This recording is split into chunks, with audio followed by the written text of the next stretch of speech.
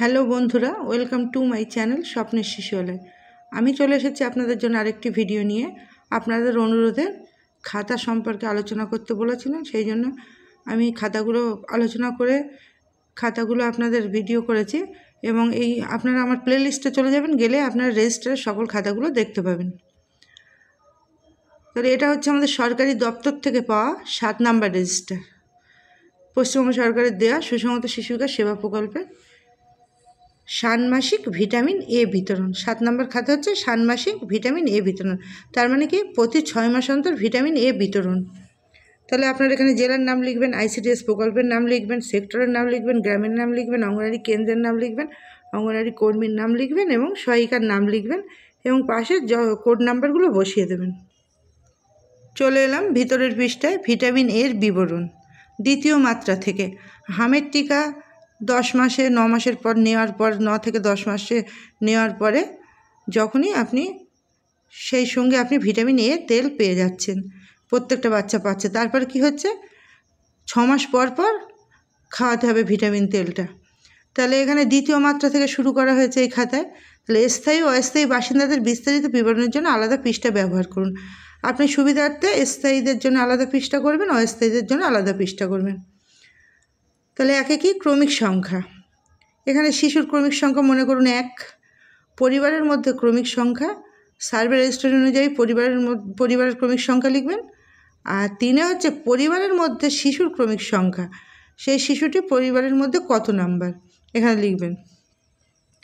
তারপর শিশুর নাম লিখবেন। তারপর অভিভাবক মানে তার বাবা মা, যে কোনো অভিভাবক যা মানে তার যে অভিভাবক তার নাম লিখবেন এবং নিচে ফোন নাম্বার লিখবেন। 5 লিঙ্গ, পুং না স্ত্রী, যদি ছেলে হয় পুংলিঙ্গ, যদি মেয়ে হয় স্ত্রীলিঙ্গ।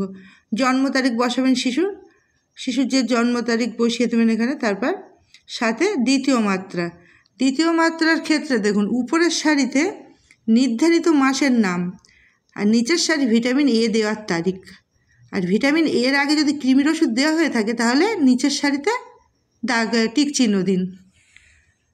তাহলে দ্বিতীয় মাত্রার ক্ষেত্রে কি করবেন, ধরেন ও এই জানুয়ারি মাসে দ্বিতীয় মাত্রা পেয়েছে, তাহলে উপরে মাসের নাম লিখবেন জানুয়ারি আর নিচে তারিখ লিখবেন কি, ধরেন তার 12 তারিখে ভিএইচএনডি ক্যাম্প ছিল, তাহলে এখানে 12/1 ক্যাম্পে সে ভিটামিন তেল পেয়েছে, তাহলে এখানে 12/1/2025 লিখবেন। তৃতীয় মাত্রার ক্ষেত্রে তাহলে কি হবে, তৃতীয় মাত্রার আর যদি সে কৃমির ওষুধ পেয়ে থাকে তাহলে ঠিক চিহ্ন দেবেন। আর তৃতীয় মাত্রার ক্ষেত্রে 6 মাস পর, তাহলে জানুয়ারির পরে কি, ফেব্রুয়ারি, মার্চ, এপ্রিল, মে, জুন, জুলাই মাসে গিয়ে ও আবার যখন তৃতীয় মাত্রা পাবে তখন ওপরে লিখবেন জুলাই এবং নিচে যে তারিখে পাবে সেই তারিখ বসিয়ে দেবেন। চতুর্থ মাত্রার ক্ষেত্রেও তাই, উপরে মাস লিখবেন 6 মাস পরে গিয়ে এবং নিচে তারিখ লিখবেন। পঞ্চম মাত্রার ক্ষেত্রেও তাই, উপরে মাস নিচে তারিখ।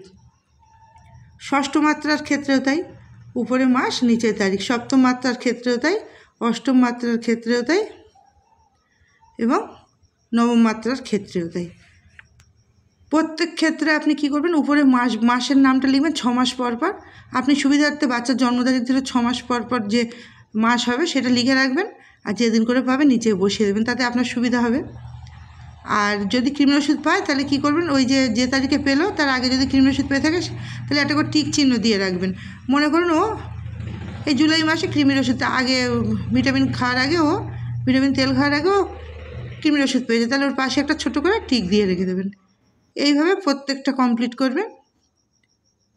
নিশ্চয়ই বুঝতে পেরেছেন আশা করি। আর আমার প্রত্যেকটা খাতা প্লে লিস্টে গিয়ে আপনারা দেখবেন, প্লে লিস্টে গেলে আপনারা প্রত্যেক খাতার ভিডিও একসঙ্গে পেয়ে যাবেন। আজকের ভিডিওটি ছিল এই পর্যন্ত। যদি আপনাদের ভালো লেগে থাকে লাইক, কমেন্ট এবং শেয়ার করুন এবং আরও যদি কিছু জানার থাকে, কোনো সুবিধা যদি লাগে আপনারা লিখে পাঠান কী চান, আমি চেষ্টা করব আপনাদের জন্য সেই বিষয়ে ভিডিও আনা। আর আপনারা আমার চ্যানেলটিকে সাবস্ক্রাইব করুন, আমার পাশে থাকুন, আমার সাথে থাকুন। ধন্যবাদ।